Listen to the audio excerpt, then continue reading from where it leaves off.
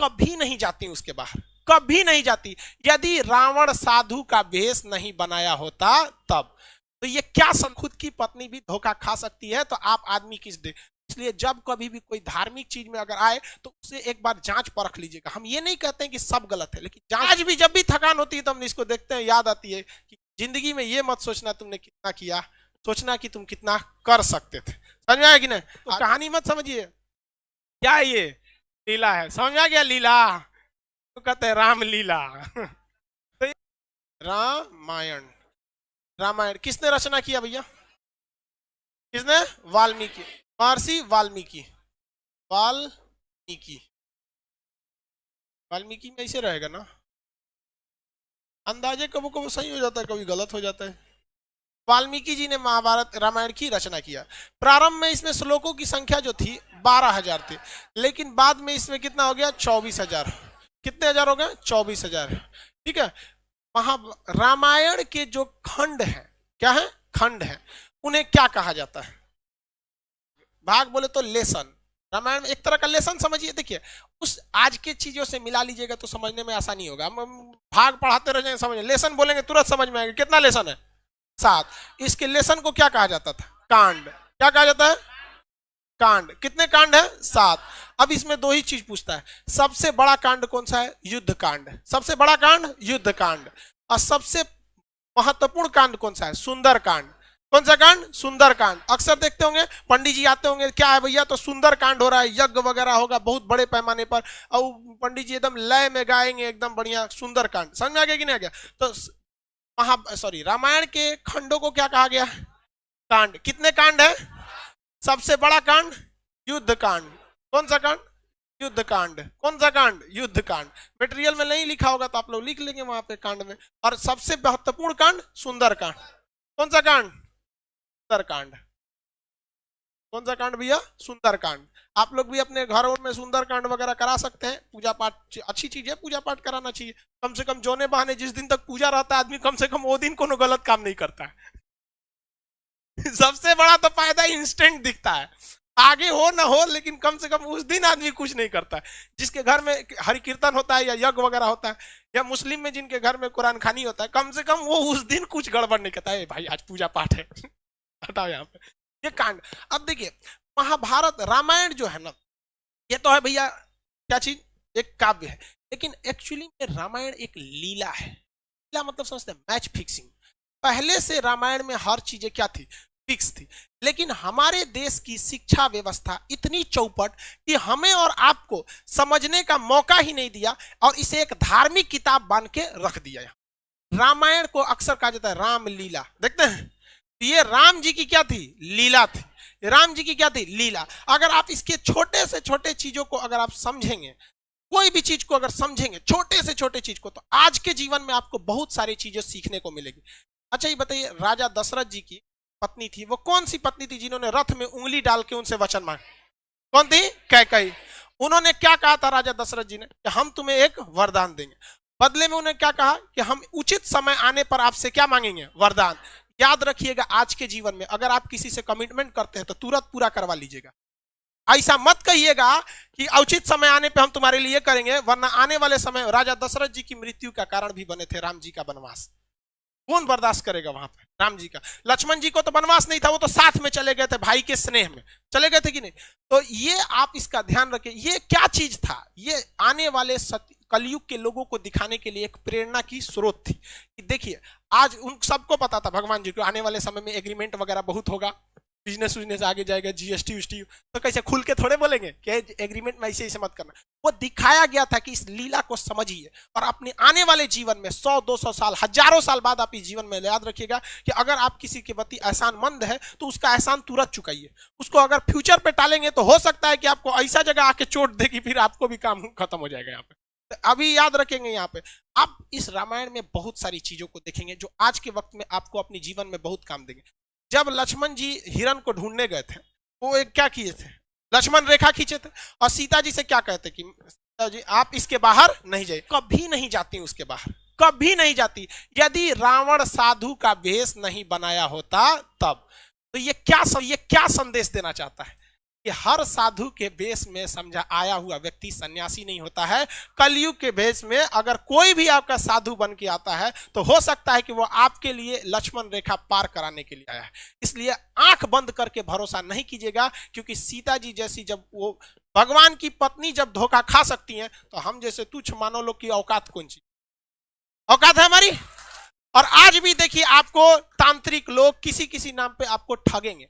ये एक लीला है, लेकिन हमारी सिस्टम में जब अंग्रेज आए थे तो इस तरह से पढ़ा के गए कि हमारे और आपके दिमाग पे एक ताला मार दिया कि बौद्ध ग्रंथों में कुछ भी है तो आप इसे नहीं पढ़ेंगे, क्योंकि आपके दिमाग पे ताला मारा गया है कि आप हिंदू हैं, आप मुसलमान हैं, आप सिख हैं। अरे भाई, महात्मा बुद्ध ने कह के गए थे क्या कि हमसे तुमको कोई भी बौद्ध लोग ही हमसे अपनी तमन्नाओं को मांगना या हमारी मन्नत मांगना, अगर कोई मुस्लिम या हिंदू हमसे कोई प्रार्थना करेगा तो हम पूरा नहीं करेंगे। क्या मर्यादा पुरुषोत्तम राम कहते क्या कि अगर हमसे कोई सच्चे दिल से मुस्लिम अगर हमसे अपनी प्रार्थना करेगा उसने मुसीबत में तो हम उसकी पूजा नहीं, प्रार्थना को नहीं सुनेंगे, कहेंगे भाग तू मुस्लिम है, क्या कहेंगे? नहीं। लेकिन हम लोग 200 साल तक अंग्रेजों के गुलाम रहे। देखिए मुगलों के वक्त में भी हमारी संस्कृति आँच आई थी, मुस्लिम शासक के वक्त आई थी, लेकिन उन लोग की सोच दूरदर्शी नहीं थी, वो केवल हमारे सामाजिक क्षति किए। लेकिन जब अंग्रेज का शासन आया ना, मेंटली बर्बाद कर दिया सब, जिसका खामियाजा आज भी हमें भुगतना पड़ता है। जबकि ये साफ संदेश था राम जी का कि देखिए हमारी खुद की पत्नी भी धोखा खा सकती है, तो आप आदमी किस दे।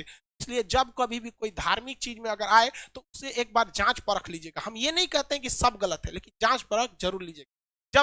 जब लंका में जाया जा रहा था तो लंका में जब जाने के वक्त में भी देखिएगा, जब वानर लोग पुल बना रहे थे, वानर लोग क्या बना रहे थे? पुल बना रहे थे, तो उसमें गिलहरी भी ईंटा लेके ढोती थी सब। अब गिलहरी की औकातें कितना, इतनी इतनी ईंटा लेके घूम रहे थे, देखो बंदर उठा के फेंक दिया गिलहरी को, क्योंकि भाग यहाँ से डिस्टर्ब करने आई है यहाँ पे। तो राम जी के पास गिरी थी और उसको चोट लग गया, तो राम जी अपने उंगली से ऐसे सहला दिए थे, तो गिलहरी के ना पीठ पर आप देखेंगे ना 3 ठो निशान होता है, गिलहरी के पीठ पर 3 निशान होता है। तो ये कहा गया कि राम जी का ये क्या है? निशान है। और राम जी ने अपने जीवन का सबसे बड़ा उपदेश उस बंदर को बुला के दिए थे, वानरी सेना को, कहते इधर आओ, सबका क्लास लिए थे, चलो सब लोग यहाँ पे, मारा कैसे वहां पे। और उन्होंने, राम जी गुस्सियाने वाले नहीं थे, लक्ष्मण जी इतनी भड़कीले टाइप के थे, नाके काट दिए सुपने खा। आज भी हर लड़की किसी भी लड़के को प्रपोज करने से डरती है, क्योंकि उसको याद है ससुरा हमारा एक बार रामायण के समय लक्ष्मण जी काट दिए थे। लड़का डरता है कि कहीं तमाचा मत मार दे, लड़की डरती है नकिए मत काट दे। खैर ये मजाक वाली बात है, इसको सीरियस नहीं। तो राम जी ने क्या कहा था कि देखो, मायने ये नहीं रखता है कि तुम कितना किए हो, मायने ये रखता है तुम कितना कर सकते हो। बंदर लोग जो है वानरी सेना, तुम्हारी क्षमता ज्यादा है, तुम बड़े बड़े पत्थर को उठा सकते हो, लेकिन गिलहरी ने उतना बड़ा पत्थर उठाया जितनी इसकी औकात थी। इसलिए अगर कामयाब होना चाहते हो तो ये मत सोचना आज के समय में कि तुमने कितना पढ़ाई किया, बल्कि अपने आप से पूछना कि आज हम कितना पढ़ सकते थे। समझ में गया? इसलिए हम आज भी इस गिलहरी को अपने पास रखते हैं। जिस दिन हमको थकान होने लगती है, हम इसको देखते हैं तो राम जी की बात याद आती लगती है कि ये मरा हुआ जिंदा इसमें रहेगा। हमको आज भी जब भी थकान होती है तो हम इसको देखते हैं, याद आती है कि जिंदगी में ये मत सोचना तुमने कितना किया, सोचना कि तुम कितना कर सकते थे। समझ में आया कि नहीं? आज हमारा 6 मिलियन हो गया, 6 मिलियन कल ही हो गया था, रात में हो गया था कल ही। आप हम सोचे बताएं आप। चलिए अब मेन टाइम पे आते हैं यहाँ पे। तो पहला आपने ये देख लिया, उसके बाद आपने देखा कि लक्ष्मण जी को क्या लग गया था?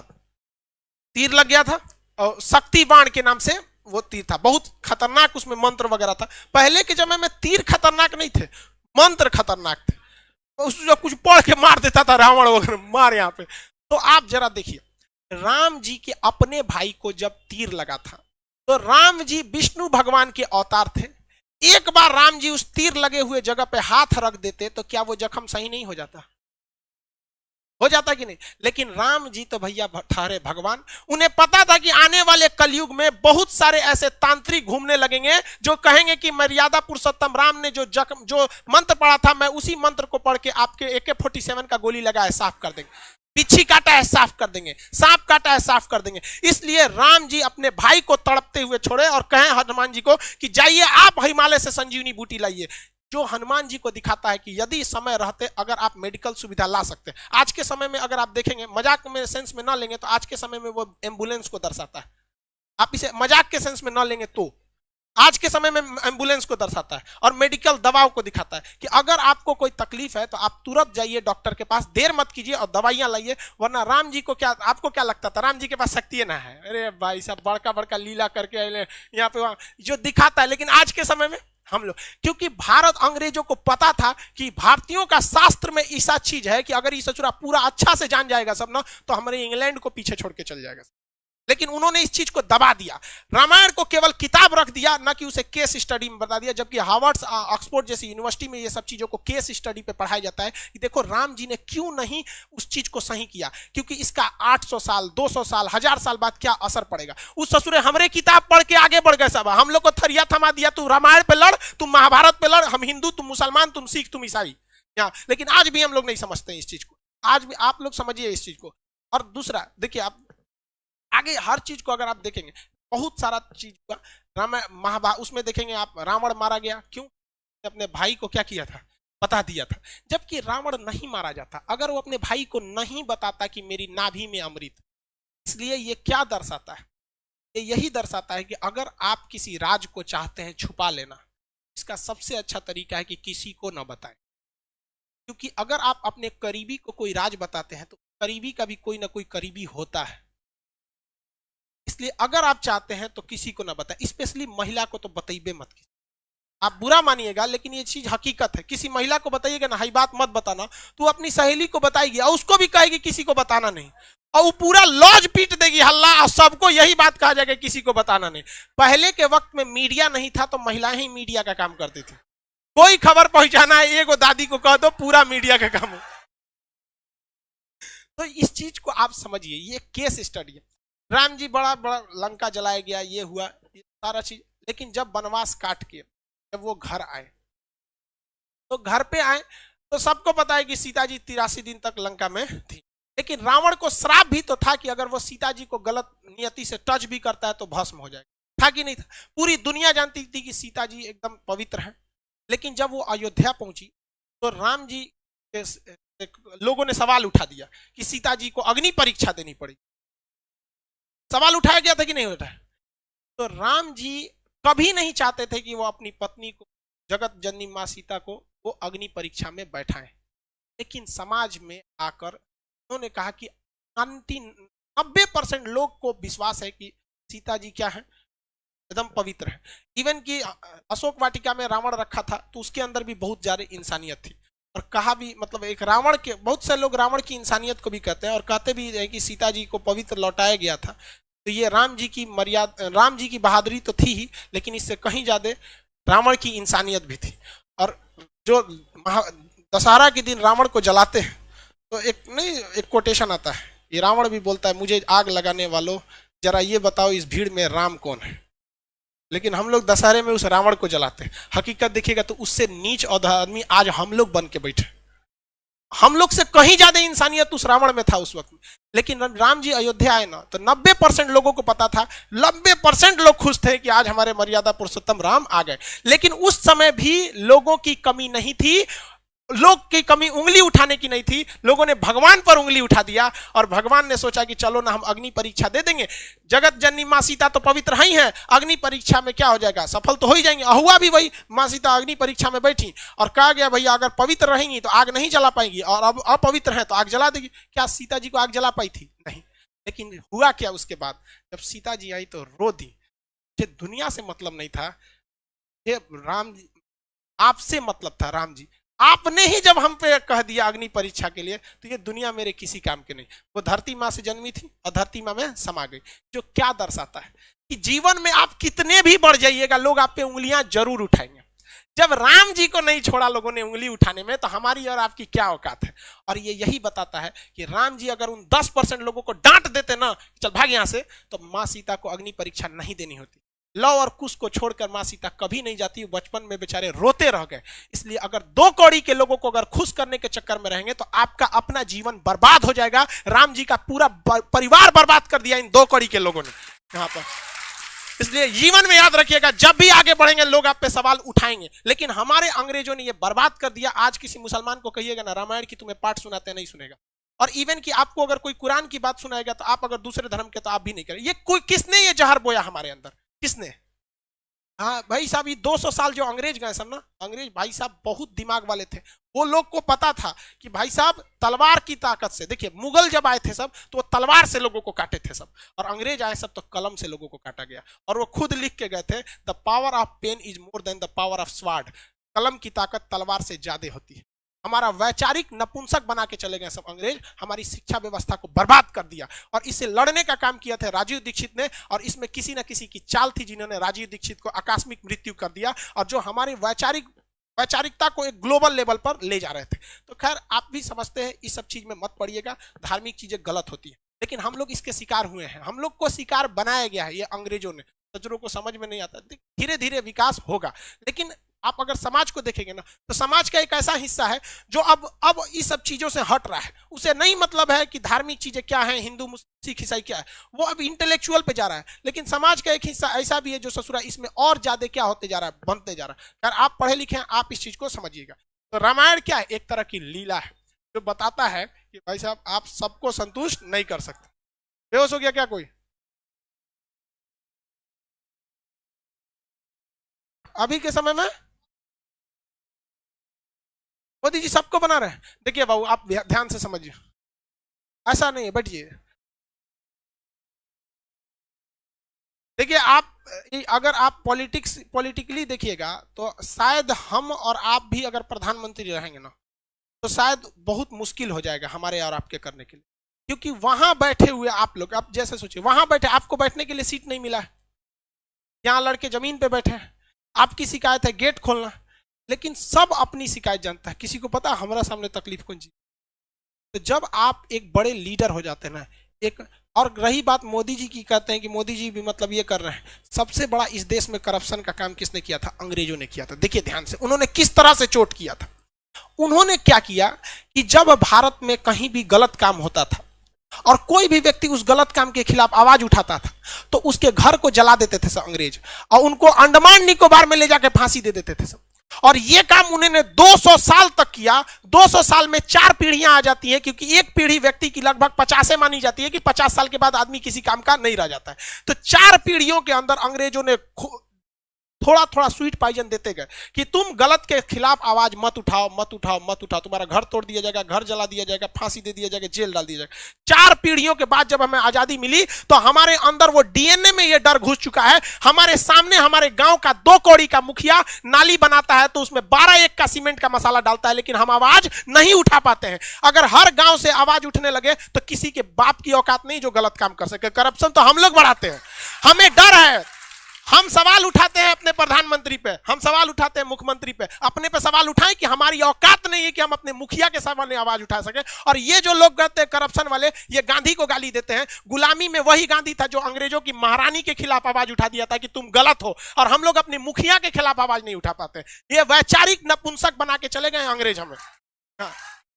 ये हम आप उठा सकते हैं। आपको नहीं पता आपके गांव में ऐसे मुखिया ने गलत काम किया, सड़क का पैसा लूट लिया, आपके सामने लिखा, लेकिन पूछ सकते हैं? नहीं पूछ सकते। आप पूछेंगे क्यों? नरेंद्र मोदी से, क्योंकि पता है कि वो कुछ नहीं कर सकता है। आपको लोकतंत्र में रहते हैं, लेकिन मुखिया के सवाल नहीं पूछ सकते। जानते हैं मुखिया कल को उठवा लेगा आपसे, उठवा लेगा कि नहीं उठा लेगा? आप नीतीश कुमार को गरिया देते हैं क्योंकि जानते हैं कि वो बेचारा, उनको संविधान ने हाथ बांध के रखा है, कुछ नहीं कर सकता है। अपने गांव के वार्ड मेंबर को कुछ नहीं कर सकते। उठा लेगा, राते को धो देगा 4 लाठी, शांत दे देगा, और सब गांधीगिरी निकल जाएगा वहां। जिस दिन भारत के 120 करोड़ 130 करोड़ लोगों के 260 करोड़ हाथ एक साथ अगर उठ जाए करप्शन के खिलाफ, किसी के बाप की औकात नहीं है जो भारत मां का 1 रुपया लूट के दिखा सके। लेकिन हम लोग क्या कर सकते हैं? हमारे जैसे टीचर ज्यादा जान फड़फड़ाएगा तो मरवा देगा सब ससुरा हमरों को। ज्यादा राजीव दीक्षित भी अंग्रेजों के खिलाफ ऐसे ही उड़ रहे थे। वो 200 साल पहले की चीजों को उठाए थे, हमारे उड़ा देगा सब। यहाँ पहले ही 6-7 गो बम चल चुका है। लेकिन ऐसा नहीं है हमारे। आप देखिए, बम चलने से पहले भी जो मेरी विचारधारा थी और आज भी वही है। हम जितना हो सके अंग्रेजों ने जो जहर दिया था उसको निकालने का हम काम करेंगे। आखिरी सांस तक जब तक रहेगा, इन अंग्रेजों की जो वैचारिक गतिरोध हमारे साथ दे के गए हैं उसे निकालने का कोशिश करेंगे। एक भी भारत मां के संतान को अगर हम सही रास्ते पर लाएंगे तो हम समझेंगे मेरा जीवन सफल हो गया।